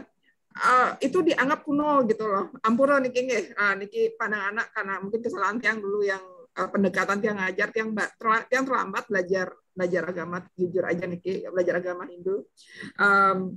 Dia merasa apa yang ada di tempat lain, di tetangga sebelah kita tuh lebih modern, lebih sesuai dengan dia. Dan kemudian itu Niki yang tadi Niki tepat sekali sesuai dengan dia. Jadi dia merasanya dalam tanda kutip merasa terluka dengan situasi. Jadi dia kalau yang tangkap dari omongan dia, karena katanya dia karena saya dulu saya sempat dialog panjang sama dia 4 jam yang dialog sama dia. Salah satu dialog yang dia omongkan adalah ibu dulu setiap rumah berantakan yang dimarahin Ayu, sementara adik-adik tidak, itu omongannya. Kemudian ibu bentak Ayu, Ayu tidak dapat ini, seperti itu bahasanya dia. Padahal dia selama Niki tidak berusaha seperti itu. Nah, Niki kan ada jiwa yang terluka di sini, dan Niki kasusnya dia udah agak panjang gitu loh. Terus dia bilang Ayu dipaksa untuk sekolah di sini, padahal tidak gitu loh. Tapi Niki enggak gitu. Nah, Tiang Niki tadi karena dia anggap Niki pandangannya dia yang dia merasa dia dilukai, padahal saya nggak mau menyalahkan gini. Cuma bagaimana kita bisa menyuntikkan ajaran-ajaran Niki ke anak tanpa dia merasa bahwa ini adalah ajaran ini, dan nanti yang sedikit demi sedikit karena Niki yang udah terlanjur salah nggih, sedikit demi sedikit menggiring dia kembali ke jalan Dharma Niki gitu. Karena yang mau menyampaikan bahwa ajaran yang ada di agama Hindu ini komplit ajaran, karena yang sendiri pernah belajar agama Kristen ya dulu waktu SD, kebetulan orang tua saya masukkan saya sekolah Kristen. Dan bahkan sekolah Kristen itu zaman dulu itu saya harus masuk gereja. Nah, Tiang udah sampaikan, Ibu mengerti sekali tentang ajaran agama Kristen. Ibu hafal firman suci yang mana yang kamu tanya, Ibu hafal. Karena dulu Ibu disuruh mengajari Alkitab, Tiang udah sampaikan begitu. Dan apa yang diajari di Alkitab itu hanya sebagian kecil dari yang diajari di Weda-Weda kita. Tiang udah mencoba begitu, namun ternyata itu justru menimbulkan ini ke dia. Nah, belakangan ini dia sudah mulai mendengarkan Tiang gini. Nah, kira-kira ini tip and triknya Tiang nggak mau anak Tiang lepas untuk masuk gini, walaupun itu dia bilang this is my religion, dia bilang gitu. This is my religion. Kenapa kamu dia bilang kenapa kamu keberatan dengan religion saya, dia bilang gitu. Kan itu udah nyakitin saya banget gitu. Ya, Tiang coba Niki. Ampuran Niki ini jadi ajang curhat Tiang jadinya. Saya dengan suami udah sepakat, namun sekarang Niki yang mau satu-satu yang didengerin Niki berbalik ya, yang kemarin yang udah nggak didengerin, sekarang dia justru mau dengerin dari saya, tapi sedikit demi sedikit sudah mulai dia, walaupun lewat PA udah mulai dia dengerin. Nah, kakek sama bapaknya enggak. Jadi semuanya tuh ngomong ke saya, padahal kami semua ingin dia tuh baik. Nah, kira-kira gimana Niki menyuntikkan ajaran-ajaran Dharma ini ke anak yang sudah terlanjur ingin bergeser ke tempat lain. Mungkin Nikang ya, Giro Mangkung ya, semua dahat Niki ampuran yang nggak terorganize bahasanya Niki. Semua ampuran Niki kalau tiang Bu Jenny, tentu pengalaman yang indah ya. Yang kira karena di ruangan Niki banyak konselor ya, saya berikan kepada mereka yang jadi konselor. Terus jadi yang di ruangan Niki banyak rata-rata konselor Niki. Ada Pak Mudane, ada Bu Dewa Gantiari, ada Sang Ayu Kadek Rismayani, ada Bu Gantiari. Ini banyak konselor, ada Bu Wayan Wiraswasti. Ini banyak konselor nih. Terus. Mungkin Pak Mangkut yang juga menangkap sedikit dulu dengan miliknya Bu Jenny. Mohon maaf sekali Bu Jenny, saya juga dulu pernah pengalaman yang sama dengan satu teman yang sudah memang benar-benar pindah agama Bu Jenny. Pindah dari agama Hindu dia ke non Hindu. Tapi dalam perjalanan seperti yang Bu Jenny alami kepada anak, agama kita sangat fleksibel sekali. Ya, sangat fleksibel. Bagaimana air itu mengalir dengan jernihnya. Sehingga kemarin pun karena kami kebetulan di Bali, dia juga di Bali, ya kita arahkan aja. Kita ajak yang cuma ingatkan aja, yuk ikut dengan agama saya, lihat-lihat aja. Saya di Hindu ada kegiatan ini loh, saya gituin aja dia. Ada cerita lucu, pas kami ada upacara, pas kami memotong hewan, dia marah. Hewan kenapa harus dipotong? Itu dia. Tapi kita punya argumen waktu itu. Kalau kita melihat saat memotong hewan aja, mungkin kita aimsa, berarti membunuh. Tetapi apa manfaat dari kita memotong hewan? Gitu. Begitu kita potong hewan, kita tidak langsung makan. Kita aturkan dulu kepada Tuhan. Ya, sebetulnya berutuh kan gitu, kita aturkan. Sama dengan buah pun, kita tidak memetik buah langsung dimakan, tidak. Itu kelebihan dari Hindu, kita aturkan dulu kepada Ida Yang Widiwasa, baru kita santap. Baru mana kita memberikan waktu kita memohon anugerah dari Yang Widi, karena Yang Widi lah kita memberikan kita berkah hewan dan buah-buahan itu wajib kita aturkan dulu. Itu sederhana sekali Bu, ajar-ajar yang sederhana saya berikan dari kepemahaman kepada teman kita sehingga dia dulu, karena kita tidak boleh keras Bu, sama dengan anak, mungkin mudah-mudahan anak Ibu yang sekarang Ibu sudah mulai didengar kan, ya tinggal kita implementasikan aja, ajar-ajar yang kecil aja Bu, yang sederhana sekali. Tidak perlu yang tinggi-tinggi lah. Ya, sambil kita belajar nyanyi, kan nyanyi-nyanyian Hindu kan banyak, Bu. Habis itu kita implementasikan. Contoh sekarang, mungkin yang mencoba, mudah-mudahan udah jadi, Bu. Kami di desa, saya punya sekarang program penukaran plastik dengan beras. Satu kegiatan yang sangat sulit sekali saya coba dulu. Bagaimana kita menginginkan masyarakat kami di desa tidak membuang sampah sembarangan. Itu mustahil bagi teman-teman gitu. Kami coba anak-anak untuk memungut sampah plastik, habis itu kami kumpulkan kemana arahnya tidak tahu. Habis dengan dan kemarin pun kami coba dengan penukar sampah plastik, besok pun kami akan kegiatan itu. Kami jadikan plastik menjadi beras. Begitu kami proses sekarang malahan masyarakat kami sudah di rumah dia memisahkan antara sampah plastik dengan yang non plastik, dengan yang organik, sehingga plastik itu dikumpulkan. Kami harapkan yang plastik rumah tangga itu, sehingga masyarakat sudah mulai terprogram secara tidak langsung kami mendidik masyarakat kami untuk menyayangi lingkungannya. Sehingga sekarang pun kalau dulu mungkin pas hujan lewat ring mawang, plastik datang di kami. Tapi sekarang kami rubah. Siapa yang membuang plastik di hulu, itu adalah beras untuk kami di hilir. Sehingga sekarang masyarakat kami sudah mulai mengumpulkan plastik-plastik sehingga lingkungan kami tertata. Itu adalah suatu pelajaran yang sangat sederhana kami cobakan di masyarakat. Dana untuk bisa mendapat beras itu ternyata di perusahaan-perusahaan sudah memiliki dana untuk lingkungan. Itu kita kelola saja, Bu.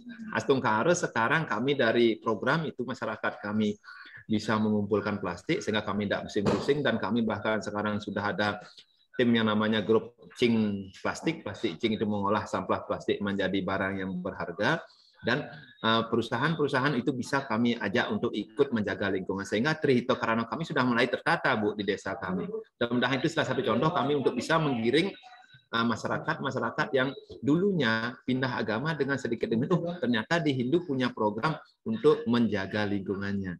Itu hal kecil yang bisa kami berikan, Ibu. Mudah-mudahan sama dengan anak Ibu. Yuk kita ajari dia ya dengan etika, bagaimana kita berbahasa yang baik dengan orang tua, dengan sesama, dan bahkan dengan lingkungan pun kita perlu diajak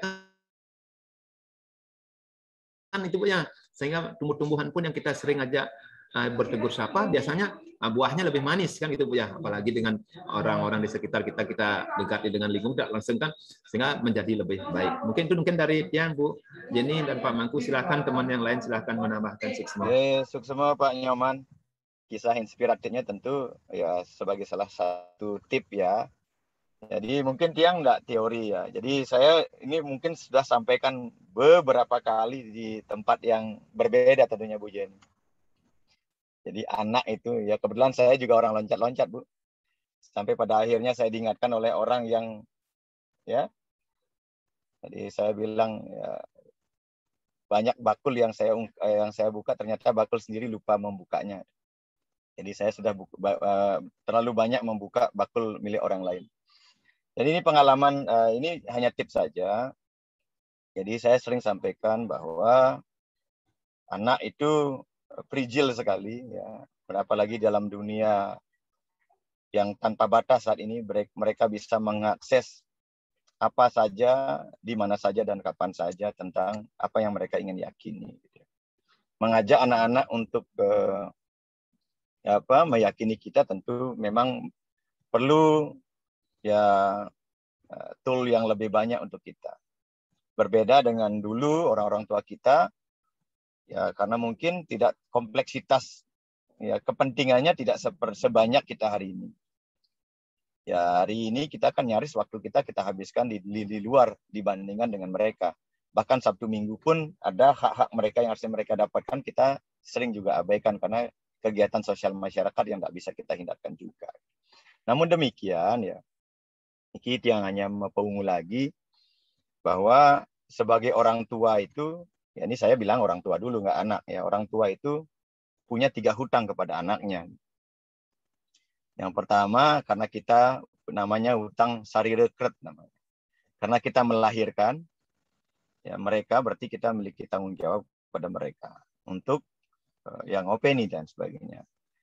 Ya, kemudian anedate hutang makanan. Jadi kita harus memberikan makanan kepada mereka, makanan yang sehat. Dan pranedate tentunya memberikan asupan spiritual kepada mereka. Lalu apa yang harus kita lakukan? Jadi sebagai orang tua kita harus bisa memerankan multi talenta dalam keseharian kita. Ibu itu adalah manajer di dalam rumah tangga. Ya, dalam konsep Hindu ya, seorang istri, seorang ibu adalah manajer di dalam rumah tangga dan dia seorang brahmana dan dia adalah pendetanya rumah tangga. Ya, jadi di dalam keluarga istri atau seorang wanita adalah pendetanya keluarga. Ya, kalau bapak-bapak boleh protes silakan, tapi faktanya demikian ya. Ya, dari mulai masak untuk persembahan ya istri, ngejot istri, membanten istri, suami tinggal lunas tirte doen kan begitu. Ampura niki yang bapak-bapak. Jadi artinya demikian, maka seorang kepala rumah tangga pertama dia harus bisa memerankan dirinya menjadi brahmana. Brahmana jangan diartikan sebagai sulingge, pedande, pemangku. Jadi kepala rumah tangga harus jadi brahmana, dia harus menjadi sumber inspirasi kerohanian pertama dan utama bagi keluarganya, bagi anak-anaknya, bagi suaminya di rumah. Nah, karena kita harus memposisikan diri menjadi brahmana, maka kita harus belajar agama juga. Nggak bisa, nak sembahyang tapi ibunya nonton telenovela gitu kan, bisa. Ayo Dek, nak sembahyang dong sebelum berangkat sekolah. Tapi ibunya asik dengan chattingan, dengan lain sebagainya. Nggak bisa. Ya, artinya apa? Anak itu butuh role model. Dia butuh teladan. Anak-anak itu kan sistemnya mengimitasi. Mencontoh apa yang dilakukan oleh orang-orang di sekitarnya. Itu pertama. Jadi kita harus jadi brahmana. Mau nggak kita meluangkan waktu diri kita untuk jadi brahmana untuk mereka? Ya, kita disiplin harus lakukan pagi ya sebelum berangkat kerja ajak mereka untuk sembahyang. Ini sering terjadi ya di lingkungan keluarga Hindu, terutama bapak-bapaknya. Alasannya karena biar kusuk sembahyang, akhirnya sembahyangnya karena di kamar suci dikunci kamar kamarnya, jangan diganggu bapakmu lagi meditasi itu. Semestinya bapaknya yang ngajaklah anak itu untuk meditasi, untuk sembahyang bersama-sama. Jadi sehingga dia melihat figur, oh ternyata orang tua saya disiplin loh. Nah setelah sembahyang mungkin kita bisa ngasih tip, sembahyang adalah dalam rangka agar keluarga kita tetap sehat. Bapak bisa bekerja dengan baik, kalau bisa bekerja dengan baik, bisa menghasilkan uang. Dari uang ini bisa biaya anak sekolah, bla bla bla. Jadi afirmasi positif itu harus terus dibangun dengan setiap kali kita melakukan kegiatan kebaikan melalui sembahyang itu. Tip-tip kecil. Sembahyang itu penting agar kita bisa bekerja lebih tenang, lebih produktif dan sebagainya. Dan semua hasilnya itu akan kembali kepada mereka sebagai anak kita. Kita harus jadi teladan, jadi brahmana di dalam keluarga kita. Kemudian jadi kesatria. Kesatria jangan artikan TNI atau Polri. Kesatria artinya kita harus menjaminkan bahwa anak-anak kita di rumah memiliki rasa aman dan nyaman. Begitu di rumah tidak ada rasa aman dan rasa nyaman, maka dia akan mencari keamanan dan kenyamanan di luar rumah kita. Bisa di gereja, bisa di masjid, bisa di wihara. Ini penting ya. Jadi kita harus jadi kesatria untuk mereka. Memberikan rasa aman. Mereka dilindungi. Jangan kemudian mereka yang merasa terzolimi gitu. Karena petik ini bahasa orang lain. Mereka merasa tidak diperhatikan. Kita harus jadi kesatria itu sederhana. Bagaimana menciptakan agar rumah saya aman dan nyaman untuk anak-anak kita. Makanya kita bilang ada sekarang sekolah ramah anak.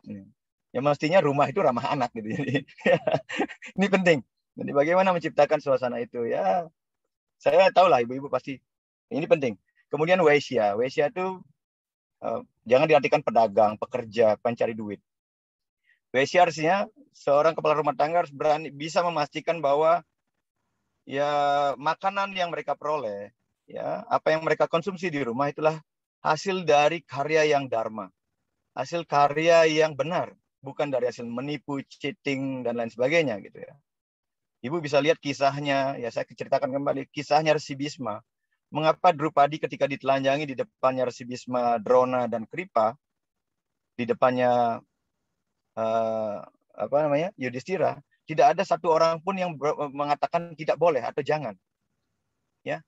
Namun ketika Resi Bisma sudah dipanggang oleh panahnya Sri Kandi di Kurukshetra, ya, pada saat dia terbaring oleh panahnya Sri Kandi, Resi Bisma baru mengajarkan kebenaran kepada Yudhistira dan itu pada dicela oleh Drupadi. Wahai kakek, kenapa baru hari ini kakek berkata-kata tentang kebenaran?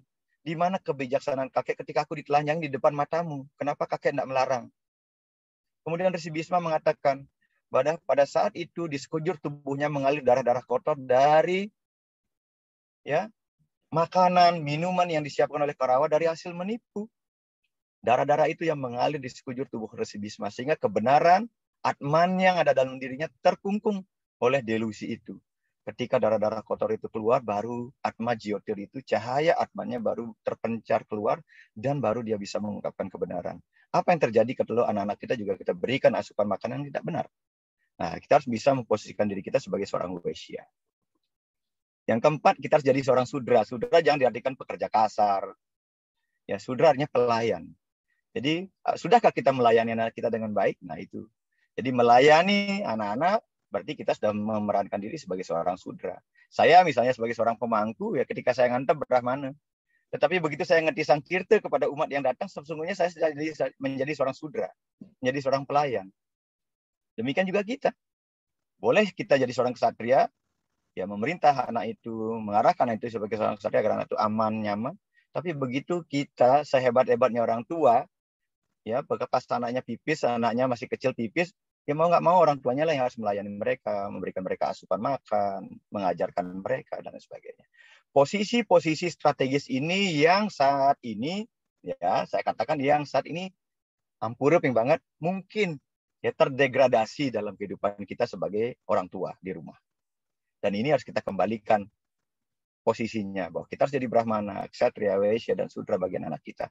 Saya dengan konsep ini, saya yakin anak-anak itu akan return kembali ke rumahnya, karena dia merasa mendapatkan pencerahan, dia merasa dilindungi, merasa aman, merasa nyaman, dan kita berikan dia asupan yang terbaik, dan kita layani mereka dengan baik. Dia tidak akan mungkin mencari keamanan, kenyamanan, dan kebenaran di tempat lain. Saya kira nih ke Ibu dari Titiang. Tips saja nih, Gini. Saya yakin nanti bagaimana Ibu mengelolanya, saya yakin Ibu sudah memiliki kecakapan untuk itu. Dan Ya, kalau ada kegiatan sosial masyarakat, ini sering terjadi ya. Saya pernah mengalami dulu di Bekasi. Ya, begini kata-kata orang tua itu, Pak Mangku, jangan mengajarkan anak-anak bikin banten. Nanti ini puranya bisa sepi. Karena bikin banten itu ribet gitu. Anak-anak saya tanya, jangan bikin banten banyak-banyak. Saya tanya, Bapak punya anak? Punya Pak, 3. Yang 2 sudah kuliah, yang 1 SMA. Saya tanya balik, berapa besar effort waktu yang Bapak berikan, yang Bapak arahkan untuk anak-anak itu bisa mereka berkumpul, bergumul dengan rekan-rekan sejawatnya, dengan sesama remaja. Gitu. Jadi jangan-jangan sampai anak-anak kita itu ketika kita datang ke pura, ya anak-anak kita nggak pernah kita ajak. Kita biarkan mereka di rumah atau kita biarkan mereka keluasan untuk main ke rumah temannya. Jadi ini mestinya juga diambil bahwa ketika kita bersosialisasi, entah itu arisan bapak-bapak, saya sampaikan dulu di Bekasi, ketika bapak-bapaknya arisan pertemuan rutin, ya mestinya juga ada ruang bagi anak-anak itu untuk berkumpul. Mereka diajak bertemu. Maaf ya Bu ya, karena jodoh itu tidak di tangan Tuhan Bu, jodoh itu di tangan pergaulan. Dengan siapa intensitas mereka bergaul, maka jodohnya ada di sana. Jadi kalau kita pengen anak-anak kita itu jodohnya orang Hindu, ya mereka mau nggak mau harus kita dekatkan mereka dengan sama orang Hindu. Saya kasih tip begini pada anak-anak muda. Jangan gara-gara doi doanya berubah. Artinya apa? Mau nggak mau agar doanya tidak berubah gara-gara doi, maka nggak mau mereka harus kita kumpulkan, sering-sering diajak berinteraksi dengan sesama umat ini. Ketakutan ibu mungkin itu. Nanti jangan-jangan anak saya ya pindah agama gara-gara jodoh dan sebagainya. Mau nggak mau kita harus lakukan itu. Ini beberapa tips yang mungkin saya bisa berikan dari pengalaman yang saya lakoni ya, mendampingi teman-teman ya keluarga yang kemudian bersoal kepada anak-anak. Yang kira nih ke Ibu Jenny dari Titiang, mungkin teman-teman yang lain mau menambahkan. Lurus. Suksema. Suksema dahat Jero Mangku, Pak Nyoman Mudana juga tadi sangat menginspirasi nih. Kebetulan Tiang sama anak terpisahnya, makin anak di Denpasar, Bali. Dia cuma berdua sama adiknya. Dan ya kalau seandainya nanti kegiatan-kegiatan kayak Pak Mudana tadi itu luar biasa, positif sekali, dan apa namanya mungkin sisi lain ya nanti bisa ini kalau seandainya memang berkenan, anak saya boleh join ke sana. Dia di Denpasar tapi saya kurang tahu tadi Pak Nyoman di Bali nggih. Kalau memang boleh join. Di Mawang, dekat Ubud. Oh, di Malang ya? Di Mawang. Oh, di Malang ya. Saya dulu pernah ke Malang waktu. Jadi saya sebenarnya titik balik saya untuk balik ke hidup itu sebenarnya Malang loh. Dulu tuh apa namanya tempatnya? Beji apa itu loh. Jadi saya dulu tuh nyasar pas apa sih namanya, saya nggak inget Beji. Saya pas nyasar ke asrama anak-anak Bali dulu, ketemu dengan temen yang ingatkan saya untuk balik ke Hindu gitu loh. Jadi saya memang punya story dengan teman-teman di Malang gitu Pak. Walaupun saya lupa siapa itu namanya juga lupa, tapi yang saya ingat orang itu begitu baik. Saya diajak ke satu asrama, di situ ketemu anak-anak yang sangat semangat, dan kemudian saya juga sempat ketemu dengan apa sih namanya waktu itu, ada orang sembahyang dengan cara Hindu tapi pakai orang Jawa ini, ada dasina dan lain-lain yang saya lihat situ tuh. Di situ saya mulai ngerasa bahwa ada rasa panggilan untuk ke Hindu itu di situ kuatnya. Jadi waktu itu saya ingat tamat SMA gitu kan. Sebelum tamat SMA tuh memang saya terus terang ya sama mungkin seperti anak saya, dan kebetulan juga saya sekolahnya sama orang tua saya juga diarahkan ke sekolah Kristen terus dulu tuh. Nah seperti itu, dan ya asungkara dari pergaulan seperti yang Pak Mangku sampaikan, dari pergaulan dengan teman-teman Malang, kemudian saya waktu kuliah juga pergaulan balik saya. Salah satunya datang sini Pak Gede Sridana juga dulu tuh.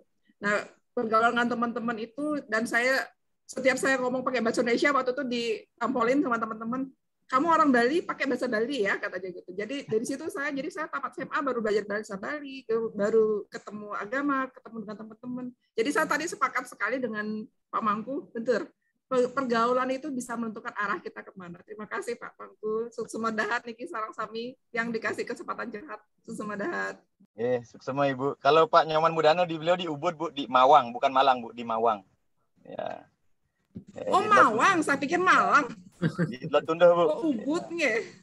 Nah, silakan nanti Bu, kalau mau anaknya mampir dekat dengan Hotel Stala. Nanti dia minta nomor teleponnya. Iya, suksema dahat. Nggih, durus semeton Cik Dewa, silakan Cik Dewa, durus.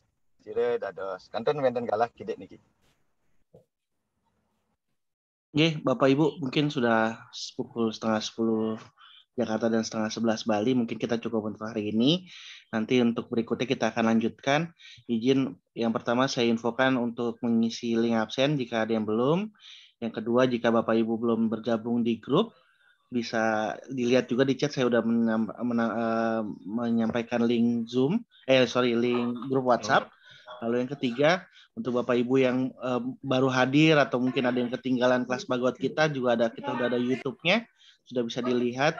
Mungkin anaknya Bu Jenny juga bisa, kalau ingin melihat tentang kelas Bhagavad Gita ini juga bisa dilihat. Jadi kalau saya lihat secara umum kelas ini pembahasannya tidak ke Hindu-Hinduan banget, atau mungkin bagi orang luar, atau mungkin bagi siapapun yang masih mencari jati diri, mungkin seperti anaknya Bu Jenny.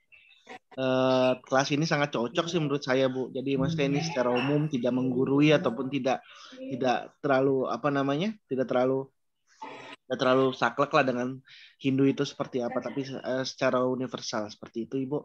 Untuk Bapak Ibu sekalian, terima kasih. Pak Mangku mungkin ada closing statement, Pak. Suksema Haji Dewa, Bapak Ibu saudara sami, matur suksema sudah bergabung pada pagi hari ini. Mungkin yang kita bisa renungkan seperti apa yang disampaikan tadi dari sloka 4-6 yang sudah kita bahas. Ya, intinya semua bermula dari sebesar apa effort yang kita siapkan untuk diri kita. Dan tentu pertanyaan-pertanyaan mendasar ini harus kita jawab. Ya, kemana kita akan melangkah? Kita mau hidup seperti apa? Tentu desainnya ya adalah diri kita. Mari kita manfaatkan kesempatan yang Sang Yang Dewasa berikan kepada kita melalui kehidupan ini semaksimal mungkin agar meringankan langkah-langkah kita untuk menuju sesuatu yang lebih besar, sesuatu yang lebih murni, sesuatu yang lebih tinggi, yaitu kesadaran bersama Tuhan. Yang kira Nike yang dapat yang sampaikan, semoga tetap sehat, ya. COVID masih ada di mana-mana, tetap waspada, ya. Jangan lupa pakai masker yang benar kalau keluar rumah, gitu. Ya. Yang kira Nike dari Titiang, matur suksema, Nuna Sampura untuk segala keterbatasan diskusi yang hari ini kita lakukan. Semoga bermanfaat.